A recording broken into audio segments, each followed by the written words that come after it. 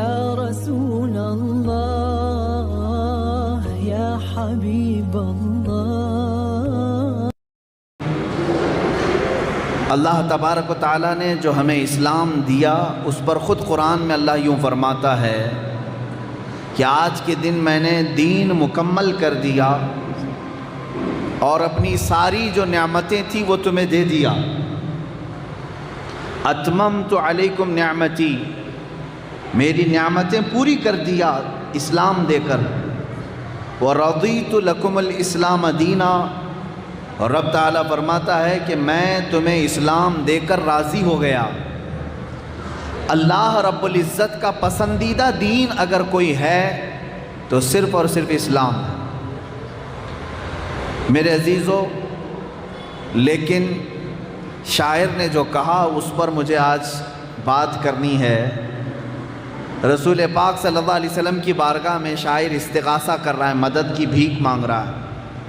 اے خاصان رسول وقت دعا ہے، اے رسولوں کے رسول آج ہماری مدد کی ضرورت ہے، امت پہ تیرے وقت عجب آ کے پڑا ہے۔ اے رسول پاک، آپ کی امت پر جو آج وقت آیا ہے ایسا پہلے کبھی نہیں آیا تھا۔ وہ کون سا وقت ایسا آ گیا کہ بارگاہ رسول میں ایسی استغاثہ کرنی پڑی؟ میرے عزیزو، پہلے بھی شکایتیں ہوتی رہی ہوں گی کہ ظالم ہمیں پریشان کر رہے ہیں، کافر ہمیں ستا رہے ہیں، مشرکین ہمیں گھیرنے کی کوشش کر رہے ہیں، پہلے سے چلا آ رہا ہے۔ لیکن آج جو وقت اسلام پر آیا ہے وہ کیا ہے؟ میں توجہ چاہتا ہوں آپ سب کی۔ وہ کیا وقت آپ کے پڑا ہے؟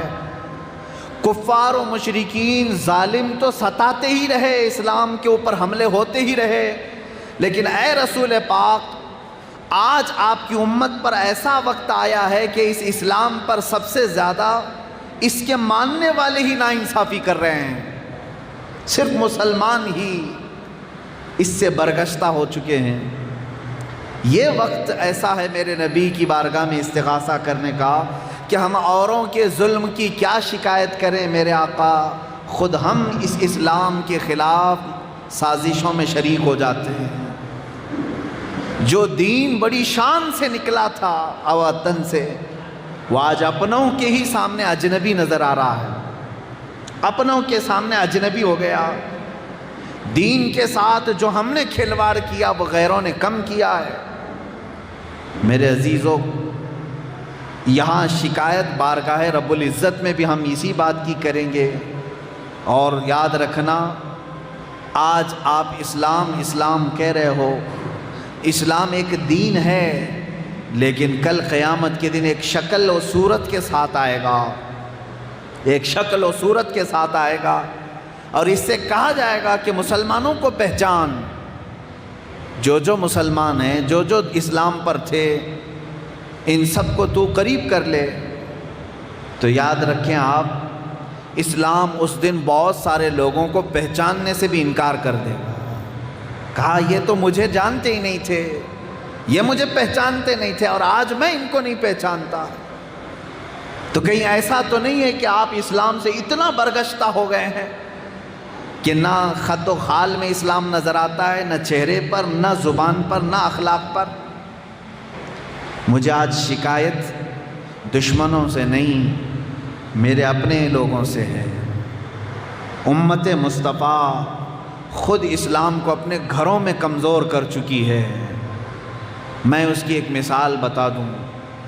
مجھے اگر میرے گھر میں میرے ماں باپ بھائی بہن ایسا کہنے لگے، کون ہے تو، ادھر بیٹھ ادھر بیٹھ، ہم تو تجھے جانتے ہی نہیں ہیں، اگر مجھے میرے گھر والے ایسا کرنے لگے تو مجھے کیا ہرٹ نہیں ہوگا؟ کیا مجھے تکلیف نہیں ہوگی؟ یا آپ اپنے اوپر سوچ لیں، آپ آج گھر پر چلے جائیں، آپ کی بیوی کہنے لگے کون ہے تو، آپ کے ماں باپ کہنے لگے ذرا ہٹ کے بیٹھ، آپ کو کیسا لگے گا؟ کیا یہ میرا گھر نہیں تھا؟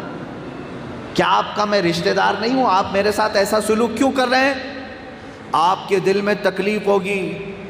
اسی طرح میرے عزیزو، آپ یہی حرکتیں اسلام کے ساتھ کر رہے ہو، اسلام کے ساتھ، میرے نبی کی سنتوں کے ساتھ.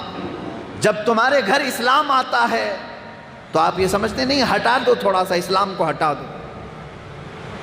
میرے آقا کی سنتیں آتی ہیں تو آپ کہتے ہیں نہیں اس کو ہٹاؤ. یہ کون ہے؟ آج کا نوجوان یہ سوچنے لگا ہے کہ اگر میں میرے نبی کی سنتوں پر آ جاؤں تو لوگ پتہ نہیں مجھے ملا کہیں گے، مولوی کہیں گے، فنڈامنٹلسٹ کہیں گے. تھوڑا سا الگ رکھو، نبی کی سنتیں بعد میں دیکھا جائے گا، ابھی دنیا میں جو چل رہا ہے وہ کرنے دو. مجھے بتاؤ اس دین مصطفیٰ کے ساتھ یہ برا سلوک کس نے شروع کیا؟ کفار و مشرکین نے نہیں، تم نے خود نے شروع کیا ہے. اسی لیے شاعر کو یہ کہنا پڑا پردیس میں آ کے یہ دین غریب الغربا ہے، اجنبی بن گیا ہے، اجنبی بن گیا ہے.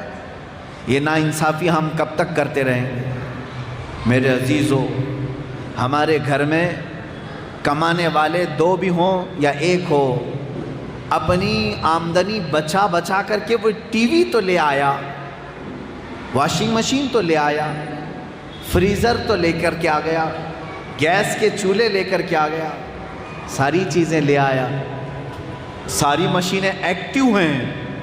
اور بچے آج روتے ہیں تو انہیں موبائل تھما دیا، وہ بھی ہمیشہ آن لائن رہتے ہیں، ہمیشہ ایکٹیو ہیں. لیکن میرے عزیز گھر جا کر کے دیکھ لینا یہ قرآن کب سے ڈی ایکٹیو ہو چکا ہے، کب سے بند پڑا ہوا ہے. ہماری مشینیں تو چالو ہیں، ہمارا mobile any time on line ہے، لیکن قرآن عظیم کتنے زمانہ ہو گیا آف لائن رکھا گیا ہے اس کو. نہ بچے پڑھتے ہیں، نہ بیوی، نہ ماں، نہ باپ. سارے لوگوں نے قرآن کو یتیم بنایا اپنے گھر میں. قرآن کو اور اسلام کو آپ نے غریب بنا دیا، اجنبی بنا دیا. مجھے میرے عزیزو اسی بات کی شکایت ہے، اسی بات کا درد ہے. آپ آج باہر سڑکوں پر آ کر کے اپنے حقوق مانگنے کی کوشش کر رہے ہیں کہ مسلمان پریشان ہیں. کیوں نہیں ہوں گے؟ جو اپنی ہی چیزوں کے ساتھ ناانصافی کیا ہے اس کے ساتھ یہی تو سلوک کیا جائے گا. جس نے دین کے ساتھ غداری کی ہے، اپنے نبی کی عظمتوں کے ساتھ غداری کی ہے، تو پھر وہ کون سی مدد کی امید لے کر کے دنیا میں جی رہا ہے؟ یا شفیعنا یا محمد صلی اللہ علیہ وسلم.